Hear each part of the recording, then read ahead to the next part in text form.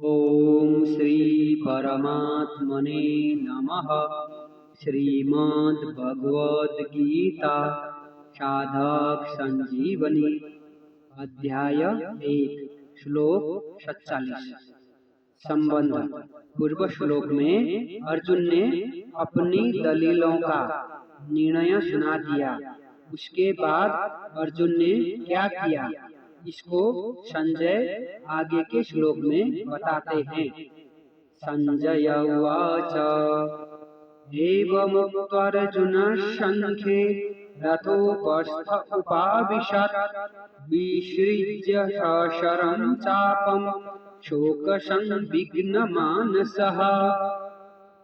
ऐसा कहकर शोकाकुल मन वाले अर्जुन बाण सहित धनुष का त्याग करके युद्ध भूमि में रथ के मध्य भाग में बैठ गए।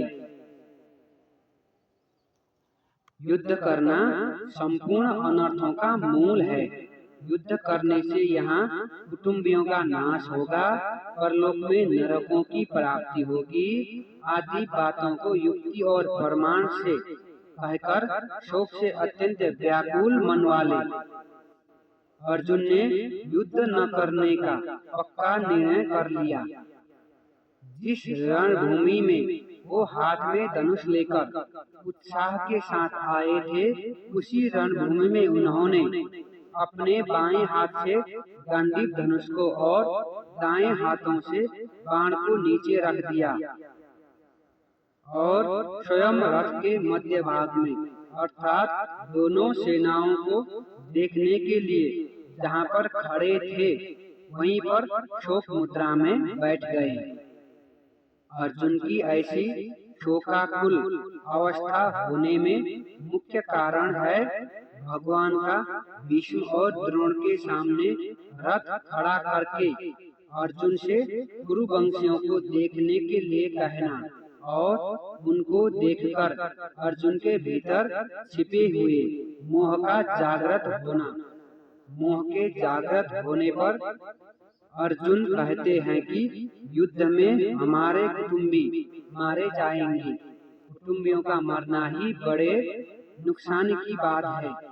दुर्योधन आदि तो लोभ के कारण इस नुकसान की तरफ नहीं देख रहे हैं, परंतु युद्ध से कितनी अनर्थ परंपरा चल पड़ेगी, इस तरफ ध्यान देकर हम लोगों को ऐसे पाप से निर्वृत्त हो ही जाना चाहिए। हम लोग राज्य और सुख के लोभ से कुल का संहार करने के लिए रणभूमि में खड़े हो गए हैं। यह हमने बड़ी भारी गलती की, अतः युद्ध न करते हुए शास्त्र रहित मेरे को यदि सामने खड़े हुए योद्धा लोग मार भी दे तो उससे मेरा हित ही होगा। इस तरह अंतःकरण में मोह छा जाने के कारण अर्जुन युद्ध से उपरत होने में एवं अपने मर जाने में भी हित देखते हैं और अंत में उसी मोह के कारण बाण सहित धनुष का त्याग करके विषाद मग्न होकर बैठ जाते हैं। यह मोह की ही महिमा है कि जो अर्जुन धनुष उठाकर युद्ध के लिए तैयार हो रहे थे, वही अर्जुन धनुष को नीचे रखकर शोक से अत्यंत व्याकुल हो रहे हैं। ओम तत्सदिति श्रीमद् भगवद गीतासु उपनिषत्सु कर्म विद्यायां योग शास्त्रे श्री कृष्णार्जुन संवादे अर्जुन विषाद योगो नाम प्रथमोऽध्यायः। इस प्रकार ओम तत्सत् इन भगवान नामों के उच्चारण पूर्वक कर्म विद्या और योग शास्त्रमय श्रीमद् भगवद गीतोपनिषद रूप श्री कृष्णार्जुन संवाद में अर्जुन विषाद योग नामक पहला अध्याय पूर्ण हुआ। प्रत्येक अध्याय की समाप्ति पर महर्षि वेद व्यास जी ने जो उपर्युक्त पुस्तिका लिखी है उसमें श्रीमद् भगवद गीता का विशेष महात्म्य और प्रभाव ही प्रकट किया गया है। ओम तत् सत्। ये तीनों सच्चिदानंद घन परमात्मा के पवित्र नाम हैं। ये मात्र जीवों का कल्याण करने वाले हैं। इनका उच्चारण परमात्मा के सम्मुख करता है और शास्त्र विहित कर्तव्य कर्मों के अंग वैगुण्य को मिटाता है। अतः गीता के अध्याय का पाठ करने में, श्लोक, पद और अक्षरों के उच्चारण में जो भूलें हुई है उनका परिमार्जन करने के लिए और संसार से संबंध विच्छेद पूर्वक भगवत संबंधी याद आने के लिए प्रत्येक अध्याय के अंत में ओम तत्सत् का उच्चारण किया गया है। महर्षि वेदव्यास जी के द्वारा अध्याय के अंत में ओम के उच्चारण का तात्पर्य है कि मेरी रचना का अंग वैगुण्य मिट जाए। तत् के उच्चारण का तात्पर्य है कि मेरी रचना भगवत प्रीत्यर्थ हो जाए और सत् के उच्चारण का तात्पर्य है कि मेरी रचना सत् अर्थात अविनाशी फल देने वाली हो जाए। इति बस मेरा यही प्रयोजन है। इसके सिवाय मेरा व्यक्तिगत और कोई प्रयोजन नहीं है। जो श्रीमद् अर्थात सर्व शोभा संपन्न है और जिनमें संपूर्ण ऐश्वर्य, धर्म, यश, श्री, ज्ञान और वैराग्य ये 6 भाग नित्य विद्यमान रहते हैं, उन भगवान के मुख से निकली हुई होने के कारण इसको श्रीमद् भागवत कहा गया है।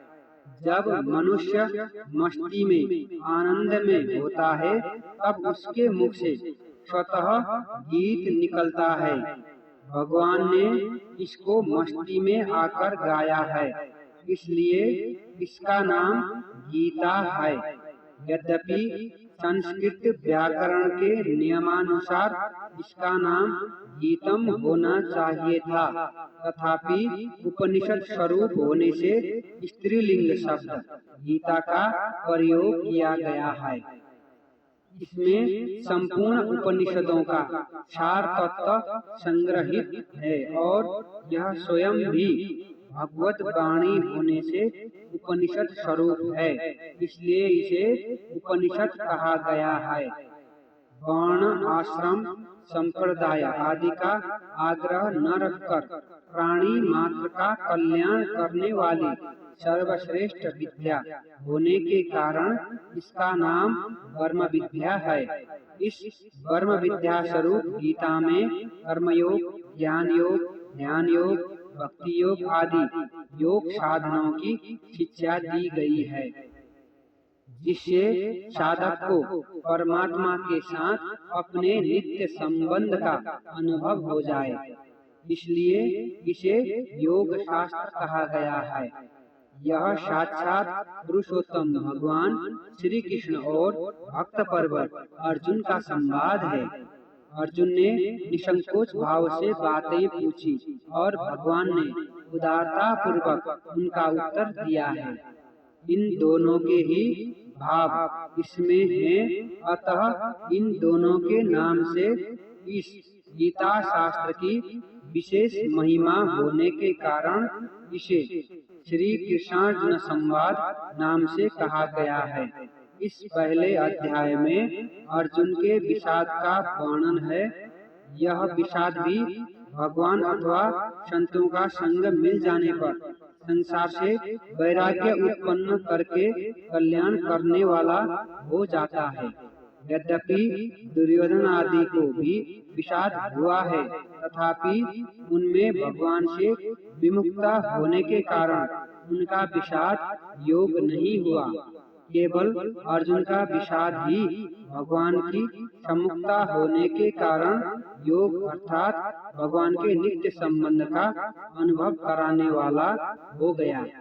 इसलिए इस अध्याय का नाम अर्जुन विषाद योग रखा गया है। प्रत्येक अध्याय के अंत में पुष्पिका देने का तात्पर्य है कि अगर साधक एक अध्याय का भी ठीक तरह से मनन विचार करे तो उस एक ही अध्याय से उसका कल्याण हो जाएगा।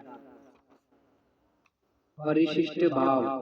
गीता की पुष्पिका में ब्रह्म विद्यायाम योग शास्त्रे और श्री कृष्णार्जुन संवादे ये 3 पद तो एक वचन में आए हैं, पर श्रीमद् भगवद गीतासु और उपनिषत्सु ये 2 पद बहुवचन में आए हैं।